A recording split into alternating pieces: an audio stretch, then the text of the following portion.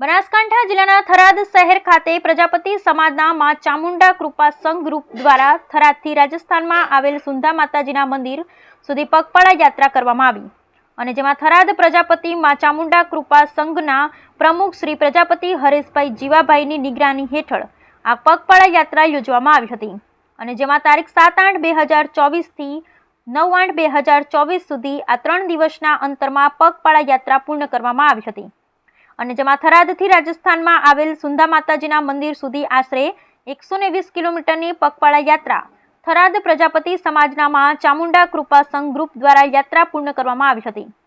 અને જેમાં થરાદ પ્રજાપતિ સમાજમાં ચામુંડા કૃપા સંઘ ગ્રુપમાં સેવાની કામગીરીમાં આવેલ પ્રજાપતિ ભરતભાઈ જીવાભાઈની સેવાની કામગીરી તમામ ગ્રુપના મેમ્બરોએ બિરદાવી હતી અને જેમાં ગ્રુપ દ્વારા સુંધા માતાજીના મંદિરે આવી અને લાડુની પ્રસાદી નિમિત્તે ધાર ધરવામાં આવ્યો અને જેમાં થરાદ પ્રજાપતિમાં ચામુંડા કૃપા સંઘ ગ્રુપમાં ઉપસ્થિત પ્રજાપતિ દિનેશભાઈ ભાટ, રઘુભાઈ, વજીર નરેશભાઈ, પ્રજાપતિ હિતેશભાઈ, પ્રજાપતિ દિનેશભાઈ, પ્રજાપતિ શંકરભાઈ, પ્રજાપતિ સનીભાઈ, પ્રજાપતિ રાયમલભાઈ,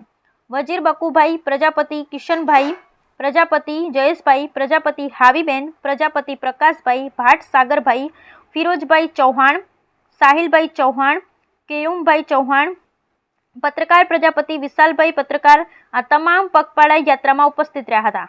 અને જેમાં શાંતિપૂર્ણ માહોલમાં થરાદથી સુંધા માતાજીના મંદિર સુધી પગપાળા યાત્રા પૂર્ણ કરવામાં આવી હતી।